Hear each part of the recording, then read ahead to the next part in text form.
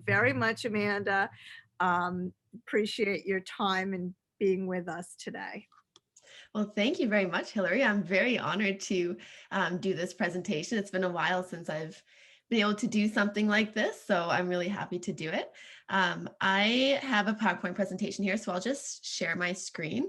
If anyone has any questions, you can just pop off mute at any time and feel free to throw those in. Okay. So everyone should see strength training for running. Yes. All right. So this presentation is essentially for any runner. So if you have been running for years and years, or if you are new to the running community, doing it as a way to keep fit, if you're trying to qualify for Boston, whatever it may be, strength training is really for every level of runner and really important. I would say as important as your run training. And of course, if anyone is trying to qualify for Boston, I know there's a lot of people who are doing their walk runs, but I don't know, maybe 3 or 4 years down the road and you find running is really your jam and you want to keep progressing, this would be a really good thing to start as you have kind of set your sights on higher things. So a little bit about myself. Obviously, my name is Amanda Renier. I have my Bachelor of Kinesiology from here in Saskatoon. And then I moved to Spain to do a Master's of High Performance Sport in Strength and Conditioning. And through that, I also did my Certified Strength and Conditioning Specialist through the National Strength Training Association. So that's kind of worldwide. Also a FRC mobility specialist. So that just stands for functional range conditioning. And that's just moving each of your joints through a full range of motion. So our joints are avascular. They don't have a constant blood supply going to them. So it's just really important that you're moving those joints daily to just keep them really healthy. And obviously, if our joints are really healthy, then we can run a lot smoother as well. And then I'm also a certified triathlon and swim coach. So I was a coach for the U of S Triathlon Club for a while.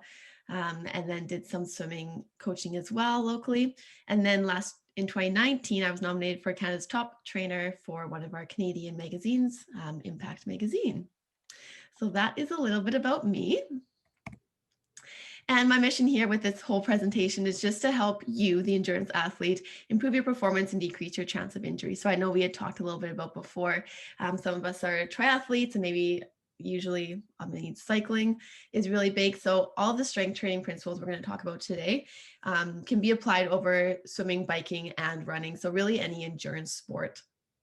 And then I really want to give you scientifically based resources that you can actually use in your training, because opinion is great, but I think it's really important that everything is rooted in science, because science doesn't lie. The data is there just for us to kind of interpret.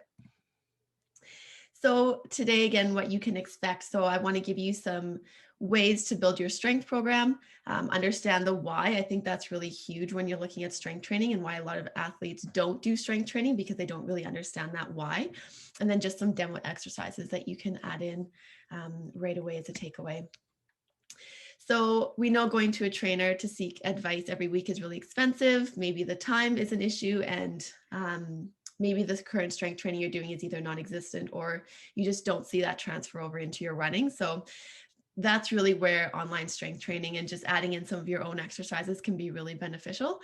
So again, you don't have to be going to a trainer all the time to do some of these exercises. You can do them on your own, just kind of watching videos, and they don't need really heavy weights. You can have some bands at home to make it really easy for you to put into your program. So if you want to increase your running speed, which obviously we all do, we want to boost our strength and power for hills and decrease your chance of injury, this is the presentation for that. So the first thing I want to chat about is about our running economy. And this is a better predictor of performance than our VO2 max.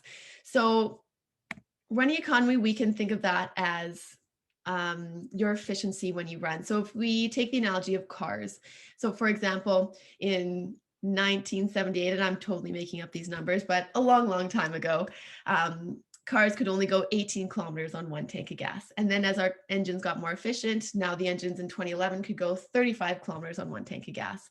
And then again, as they are more and more efficient, maybe in the future, they'll be able to go 54 kilometers on one tank of gas. This is the same thing we want to do with our body as well. We want to be able to run longer on that same tank of gas, and that tank of gas is our body. So we want to optimize our body so we can go longer. We do that through our endurance training. We can actually also do that through our strength training as well if it's done properly. And so what is VO2 max? So this is the maximum amount of oxygen that you can uptake in one breath. So you're breathing really, really hard. You take in one breath of oxygen, how many liters of oxygen that is. Now, generally, it's assumed that a higher VO2 max makes you a faster runner. And it's true up to a point. At lower VO2 maxes, yes, someone with a higher 2 max will likely beat you, but there's a lot of other factors that go into your training as well. And so this was actually a study done. I have these two runners here. One has a VO2 max of 61. The other one has a VO2 max of 70, but they can actually run the same pace, even though their VO2 maxes are different. And that's because the runner on the left there is actually using less oxygen to run than the runner on the right. So we see in that first one, even though the runner on the right has a higher VO2 max, the runner on the right also uses more oxygen to run. So this is where we come into the whole concept of running economy. We want to use less oxygen when we're running, and that will make us a more efficient runner. So when you're looking, even if you're looking at your own studies, for example, and want to do your own research, don't just rely on VO2 max and what factors improve your VO2 max for performance. Look at others such as running economy to how that will improve your performance as well. A lot of the things we're going to talk about today for strength training doesn't actually improve your VO2 max, but it improves your running economy, and that's how it can actually improve your performance. So there's a few ways for distance runners to improve our running economy. We have our training, so what we're actually doing day to day, our intervals and our slow runs, our environment, where we're training, heat, maybe altitude, the biomechanics, the way we're running, our stride rate, our cadence, our ground contact time, the physiology, so what's going on actually in our body, and anthropometrics, so our limb length and our leg length, and how our hips and the angle of our hips in our legs there. So a lot of things are going to impact running economy. Right now, we're mostly going to talk about that biomechanics, and if we have time, we'll go through a little bit of the physiology on how we can be faster endurance athletes. So like I said before, strength training, we're primarily going to be looking at the biomechanics, so how to actually improve those the biomechanics of your muscle, essentially, so that you can run faster, and doing that through strength training. So a little summary here, our strength training improves our biomechanics, and biomechanics improve our running economy, and then running economy allows us to be a faster runner. And just a reminder that running economy is just using less oxygen when we run. So we need to activate more of your muscles, get the right muscle patterns, improve tendon stiffness, and correct imbalances, which will kind of go through each of these here. So the first thing I know, back to high school biology, going back to our muscles here, when you have an untrained muscle, so when you're not doing strength training, your muscles all the muscle fibers aren't firing. So you can see that little myofibril. Our muscles, about one muscle fiber is about the size of a human hair.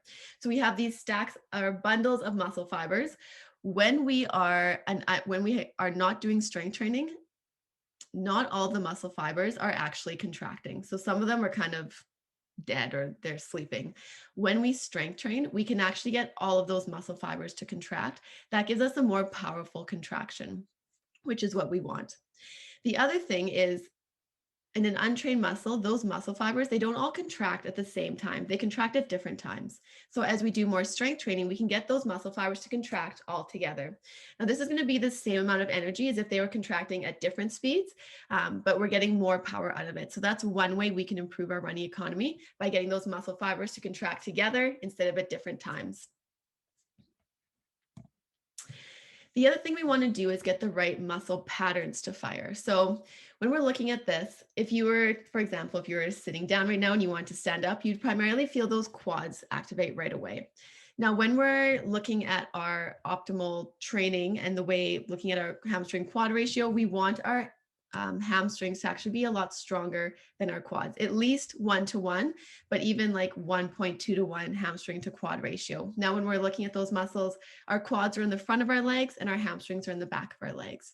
Now, you, or maybe a runner has likely had some issues with that hamstring, whether they go like a faster pace or when they're just getting started. Those hamstrings, typically, I would say 90% of us have extremely weak hamstrings, just because everything we do during the day is very quad dominant. So when those quads are way overpowering our hamstrings, we are not only at risk of injury, but we're also losing a lot of power from those hamstrings. So our muscles, we want them to be balanced. Those quads are constantly pulling at our knee from the front, but they're not getting that stabilization from the back as well. So when we're looking at those hamstrings attach from our pelvis past the knee joint and attach onto that tibia and fibula on the bottom bones of our leg. So those hamstrings are pulling our knee back, and those quads in the front of our leg are pulling our knee forward. So that pull forward is a lot stronger than the pull backwards. So one, we're getting more pressure on our knees, but two, we're losing all of that power on the back of our legs that we'd want to be using that to push us, as opposed to using our quads to pull us. So a big thing with strength training is we want to switch our muscles to be primarily push instead of pull. So a hip dominated movement will be using the back of our legs, so our hamstrings, quads, as opposed to our normal or hamstring glutes, our posterior chain hamstring glutes, and not using our quads as the primary muscle. So that would be, again, a huge muscle pattern that we want to change to be posteriorly dominated. So why do we want to push instead of pull? Well, we have a lot more tendons in the back of our legs. Our hamstrings have a lot of tendons. Our Achilles tendon is really long. These tendons, they don't use energy when we use these tendons, and these tendons are in the back of our legs. Now, especially with our hamstring, if we're quad dominated, we're not going to be using as much of our hamstrings and as much of our hamstring tendon. So if we want to use more of that muscle and more of that tendon in the back of our legs, we need to get that muscle to fire first. So tendons essentially give us free energy. So they're kind of like an elastic band. You pull them and then they just automatically snap back. And that snap back, that's what gives us energy.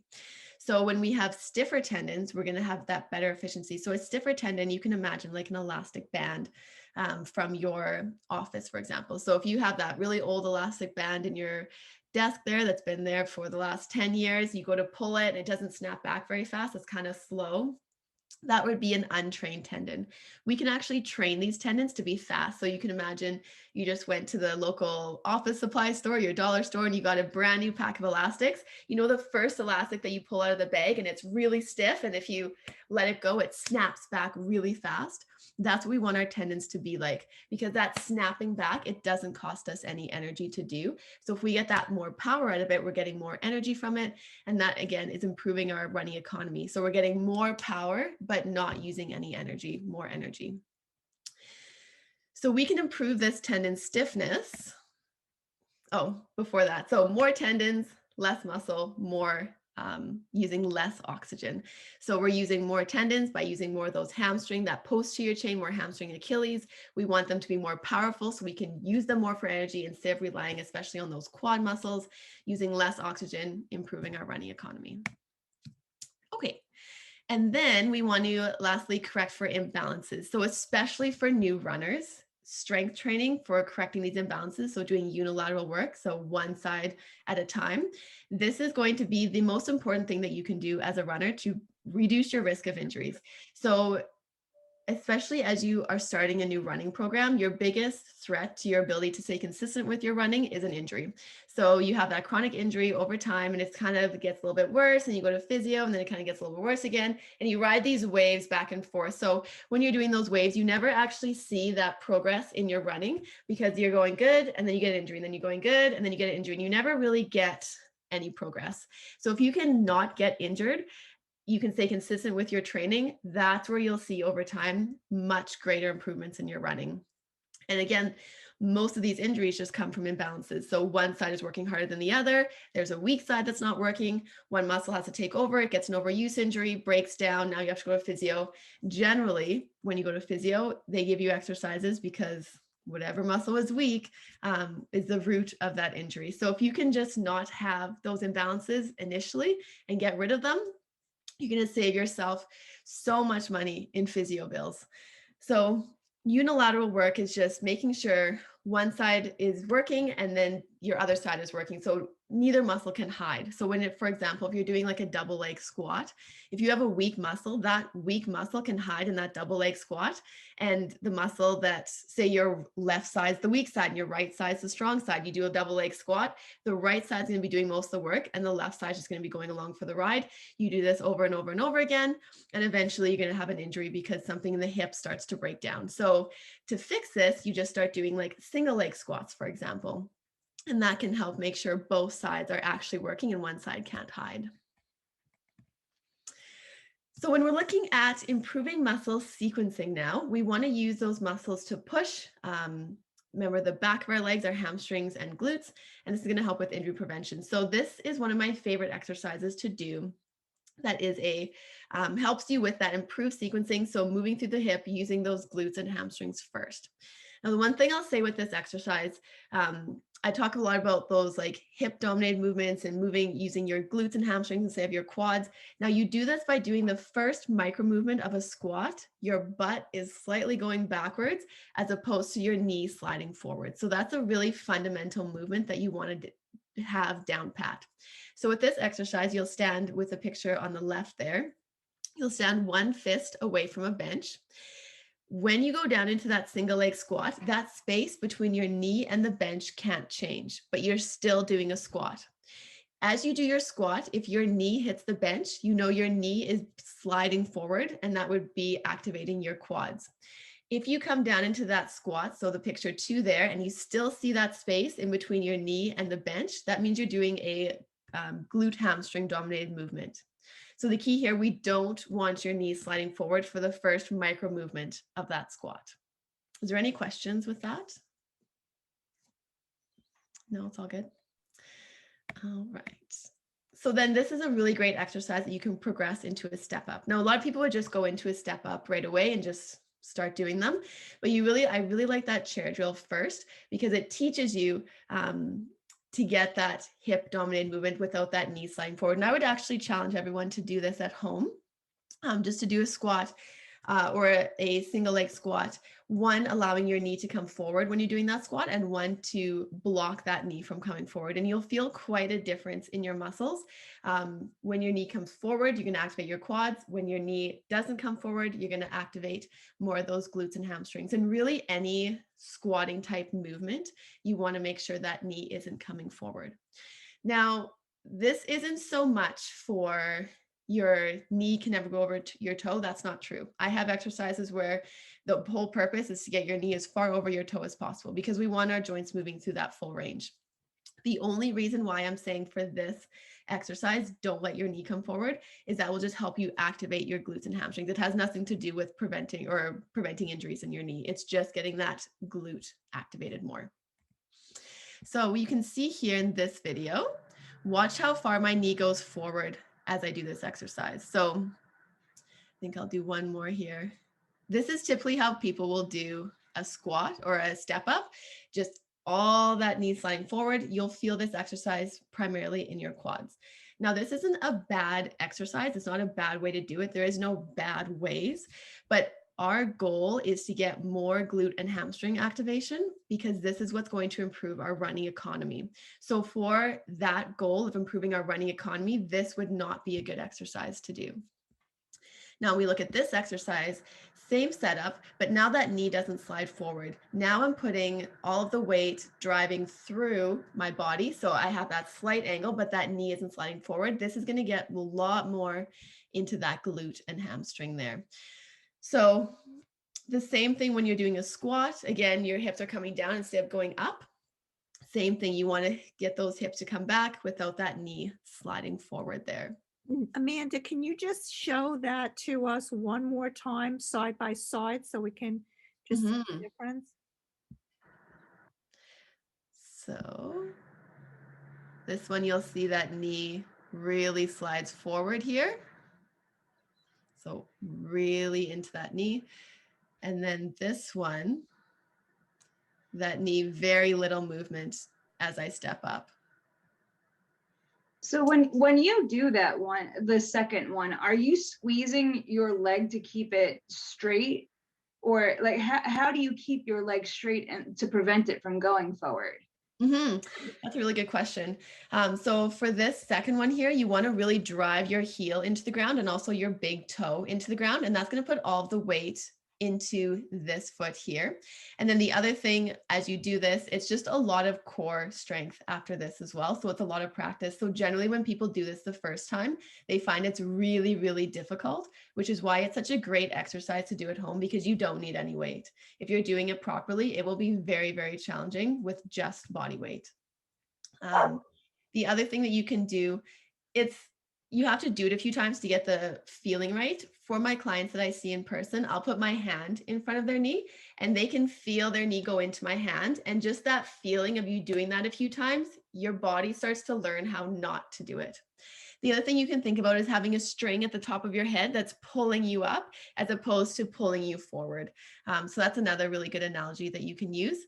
The other thing I'll say with this exercise is you want to make sure that bottom leg, you're not pushing off the bottom leg. So all the weight is in the heel of the foot that's on the box.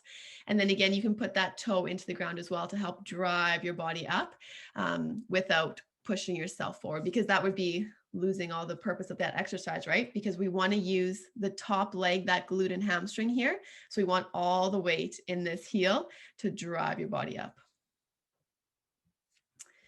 That's great, thanks. Questions? Okay. The other thing we talked about is that improved tendon stiffness. So like the elastic band, we want to have that really stiff elastic band that's going to give us a lot of energy snapback, which again, it doesn't cost us any energy, but we get energy in return if we have stiffer tendons. So the way we get stiffer tendons is through plyometric training. So this is one exercise, just a simple jump that's going to help you improve that tendon stiffness. Now, one thing here I want you to notice when I do this jump, watch my knees. My knees are not coming forward in the jump or in the landing.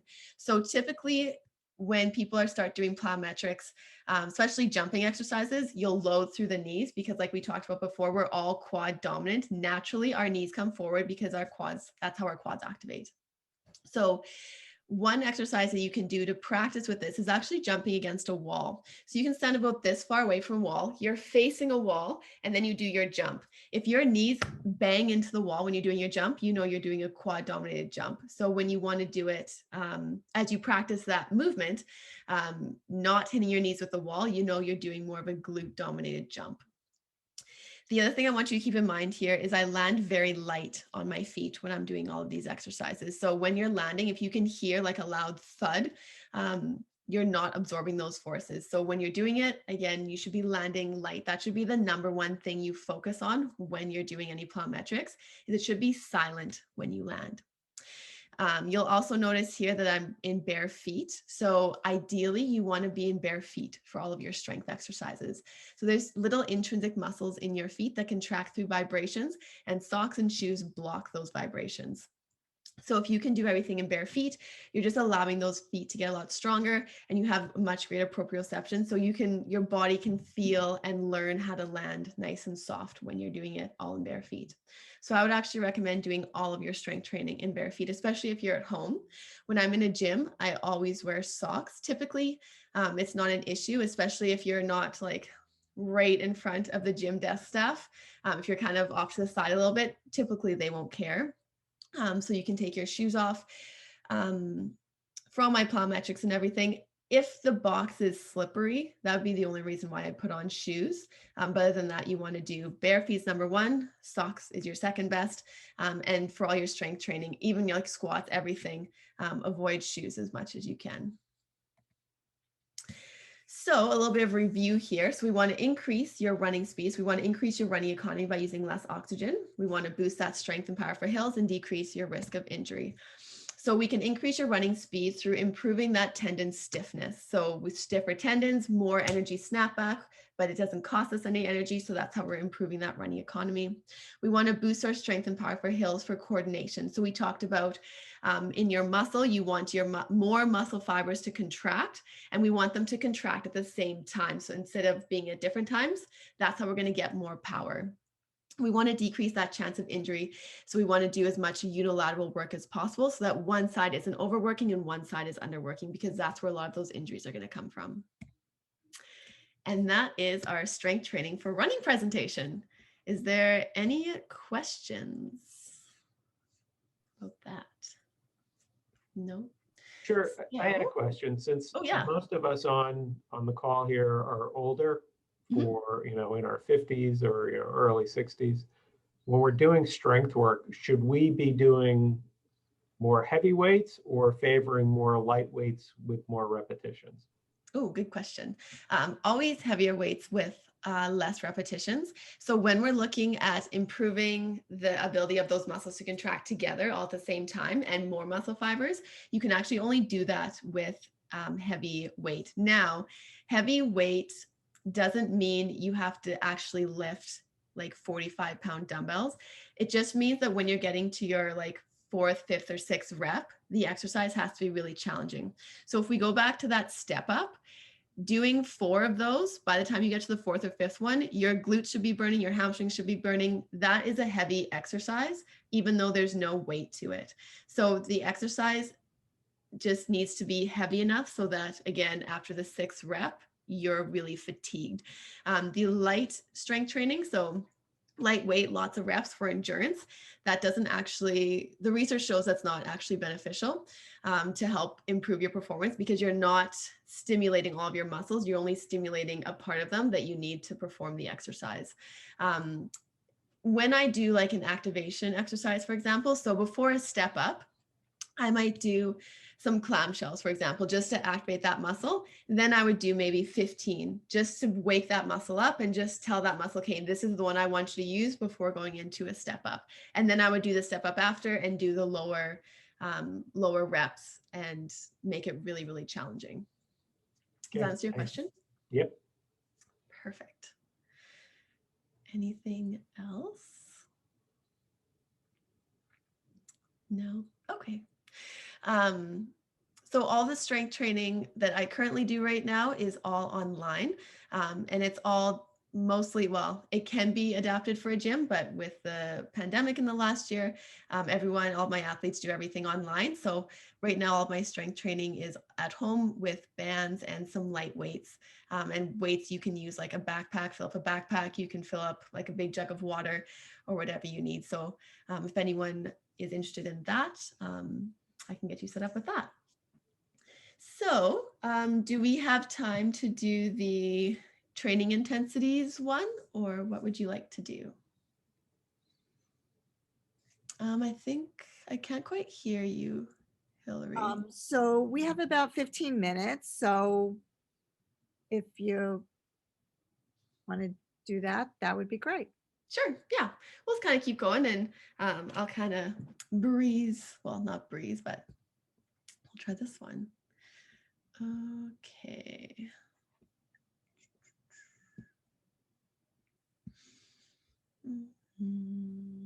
You may need to get out of the screen share and go back in. I don't know. That's my experience. You may. Yes. Yeah, because you might have shared your desktop. You might have shared the actual just presentation. Yes. I just have to figure out how to stop sharing my screen. So it's on the bottom, the little green button.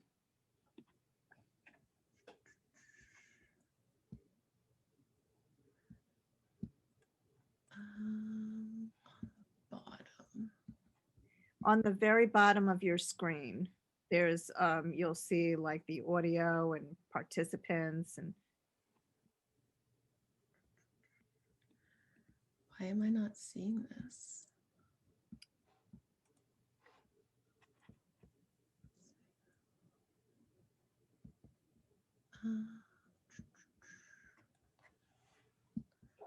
Yeah, I don't think I could get out. Maybe I could, can I? Oh, here it is. Oh, you found it. Okay, great. Oh, that was embarrassing. No, it's all good. Think All that I been there. use Zoom. All been there. Oh, okay. Let's try this again. Yeah, we could see this now. Okay.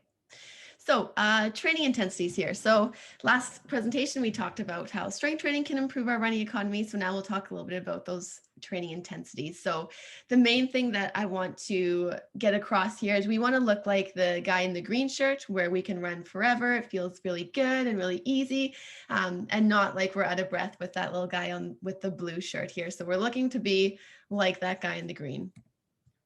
So how we do this by getting more oxygen to our muscles. So our oxygen in our muscles, they're kind of like, you can imagine little straws, and those are representing like capillaries, for example. So we want to get as many straws going to our muscles as possible, aka capillaries. And we do this through doing high intensity interval training and really slow, easy aerobic training. The other thing we want to do to make us feel like light and easy when we're running is we want to get more energy. So we want more oxygen, we want more energy.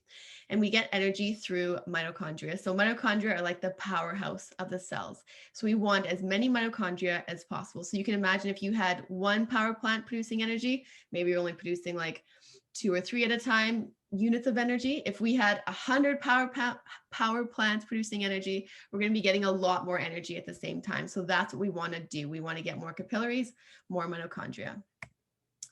Now there's 2 energy pathways here. So when we're racing, we want to be in that slow aerobic side. That's where we want to be as fast as possible, but producing energy the aerobic way.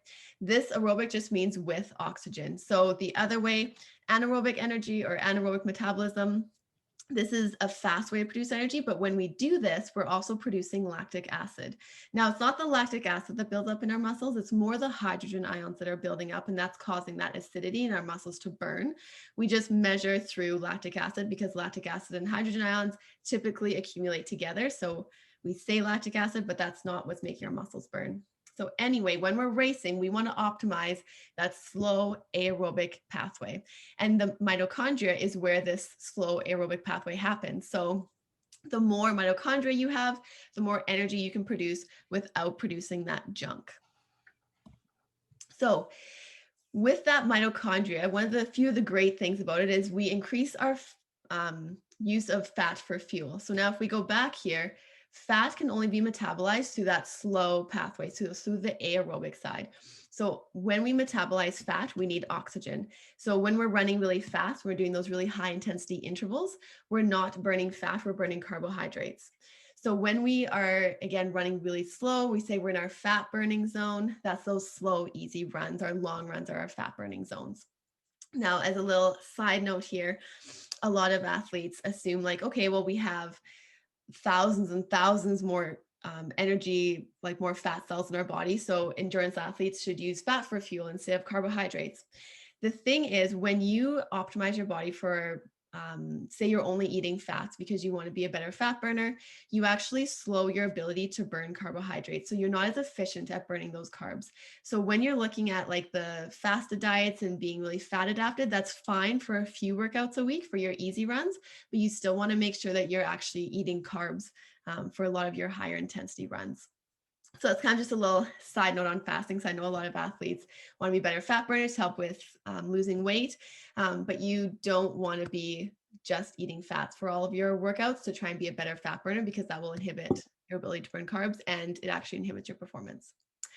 Okay, and then less lactate produced. So if we're doing our training in that slow, easy zone, we're racing in that aerobic zone, we're not burning that lactic acid, which means we're able to run longer. And then we can, again, so we can maintain that faster pace for longer if we stay in that aerobic zone. So we want to optimize that as much as we can. So when we get more capillaries, so when we have more straws, we're getting more oxygen so we can stay in that aerobic zone. And when we have more mitochondria, we have more of those power plants producing energy. Again, we can maintain a faster pace by staying in that same zone. And we, interestingly, for our mitochondria, so we want as many power plants as possible, we achieve that best with HIIT training, so high intensity interval training. This was a really, really good study done out of the U of C in Calgary here. And they did this with cyclists. And so one leg did 2 weeks of 6 sessions, 30 minutes of that moderate training. And after 6 weeks, there was really no big difference. The other group on, right leg, left leg. So that right leg did intervals 5 minutes fast, 2.5 minutes easy. About that 5 minutes fast is about your VO2 max, your VO2 max zone, 4 to 5 minutes. So they did high intensity interval training, and then after 6 weeks, they had a huge increase in mitochondria density. So why is this really significant? From this study, they showed that when you do really high intensity interval training, you get way more increases in mitochondria. Now, more mitochondria, we have more powerhouses, we're producing more energy, better performance. When you do moderate intensity intervals, you're not getting the same increase in mitochondria. Therefore, you're not using as good, it's not as good of use of your time. Why is that significant? Well, when you're looking at your overall training intensity, if your training is all at the same pace or that kind of medium intervals, you're not getting as much of an increase in that performance as you could as if you were doing high intensity interval training and low intensity interval training. So it's really the high intensity interval training where you're going to get all of those benefits in your mitochondria. So beware of too much interval training. So as we showed, as that study showed, they're doing the moderate intensity training, you're not getting those increases in mitochondria as if you're doing the high intensity interval training. If you're doing a lot of high intensity interval training, you can't get to that high level anymore because you're too fatigued. So the overall intensity of your whole training goes down. So now you're at that moderate intensity interval training. So even though you think you're doing high intensity like every day, your intensity is actually at that subpar level. You're not getting those benefits. Now, if you only do a few, like 1 or 2 times interval training a week, now you can reach that high intensity. Now you're getting those big benefits for your mitochondria. So that's where it's really key that you're not doing a lot of interval training, but you are doing some. So from the 80-20 rule, about 20%.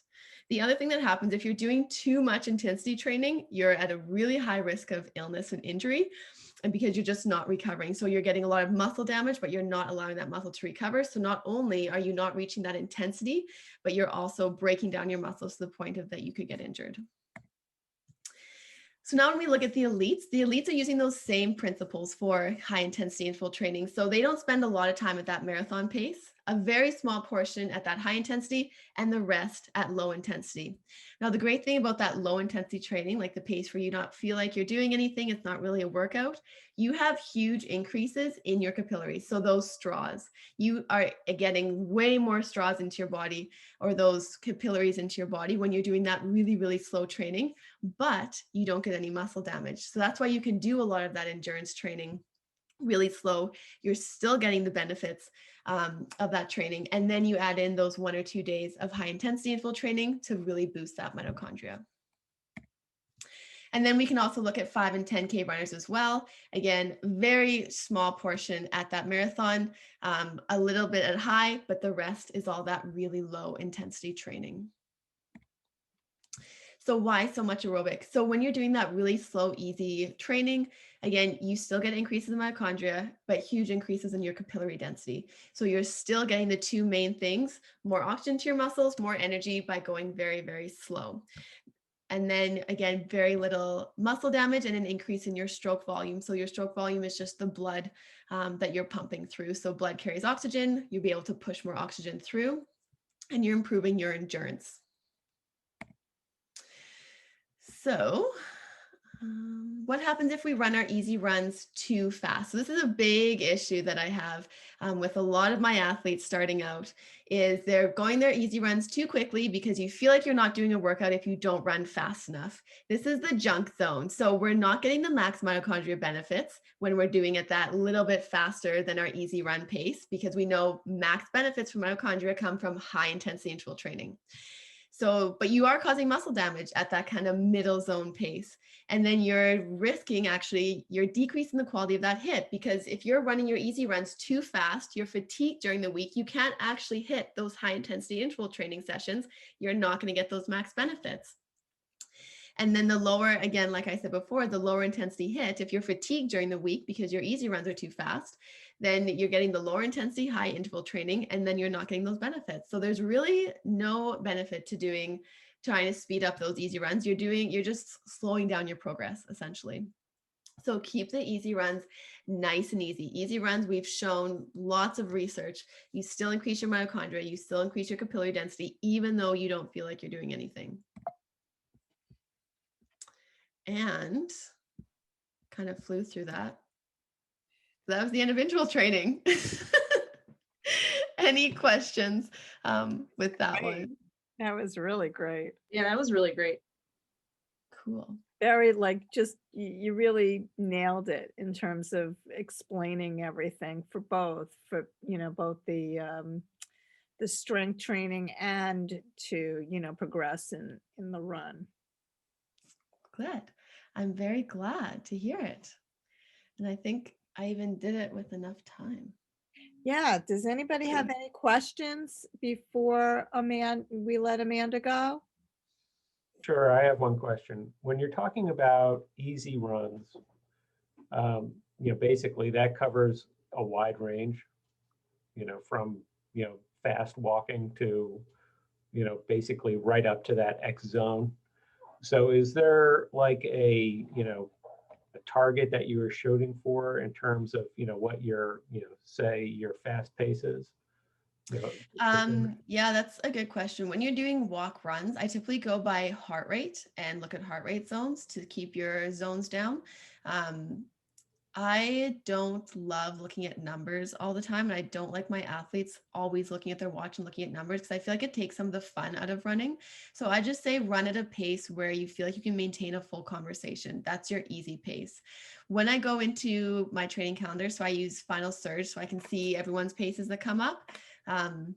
If I'm looking at those paces, we do a time trial, so I have an idea of where I think their easy run should be. And if it's way faster, that's when I say, okay, now you need to wear your heart rate monitor and you need to look at the numbers to see where your actual slow pace is.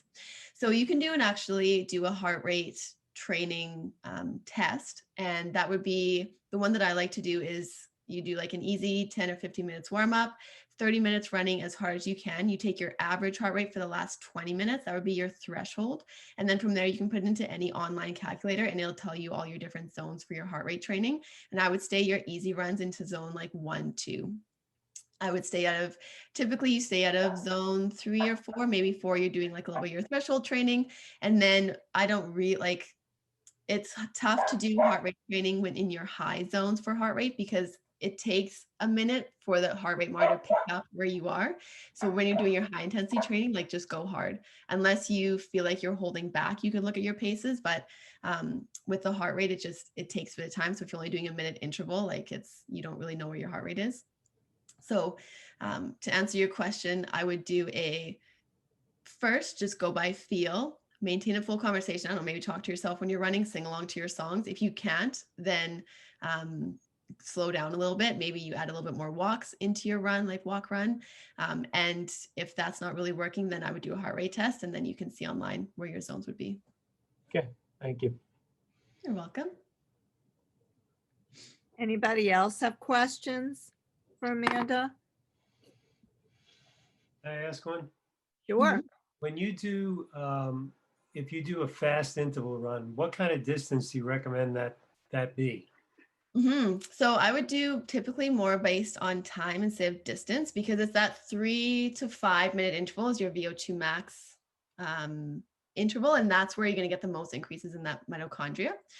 So when you're doing that, you can actually do another calculator that would estimate what your VO2 max pace is, and you could do like a 5K time trial and then figure out what that VO2 max pace is, and you want to hold it for between 3 to 5 minute intervals.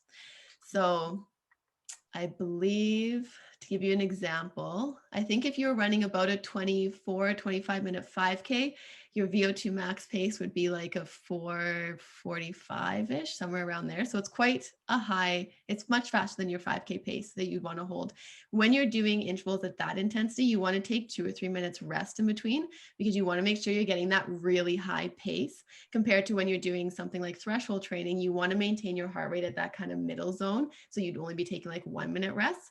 But when you're doing that like 3 to 5 minute interval, that really, really high intensity, that's where you want to take like 2 or 3 minutes rest in between. So you can make sure you get up that really high intensity and hold it there.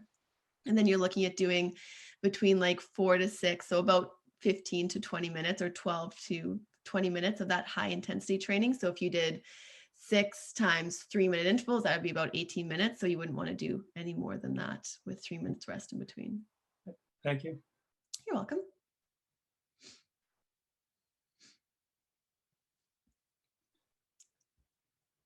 Any other questions?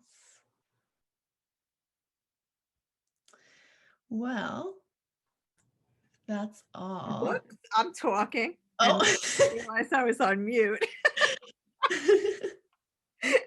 Boy, that's bad. Talk about embarrassing and bad now. Hey, I can figure out how my screen works, so. Anyway, thank you very much, Amanda. This was really great. You were terrific. I think we have a ton of takeaways here, and maybe we'll have you back in a couple of months just to see where we're at. Find something else. No, that'd be fun. Yeah. I love kind of doing this stuff. And this is where I kind of made the 12-week course, is based on just kind of providing that education. So it's 12 weeks of different content that a runner would kind of need to know to be more independent with their training. So we go through like nutrition, injury prevention, mobility, strength training, program planning, and all that kind of stuff. So Well, just make sure you give us your the website so that I can promote that out. Yeah, no, that'd be awesome. I'll definitely pass that along. I will. Maybe I'll give you also some of the exercise links too that we talked about today. That would be You'll great. have those, and yeah, they're just YouTube links, so I can send them all over. Terrific. Thank you. All right, everyone. Have a great rest of the day. And thank you, Amanda. We really appreciate it. You're very welcome. so much. It was wonderful to meet you, and thank you very much for having me. Thank you.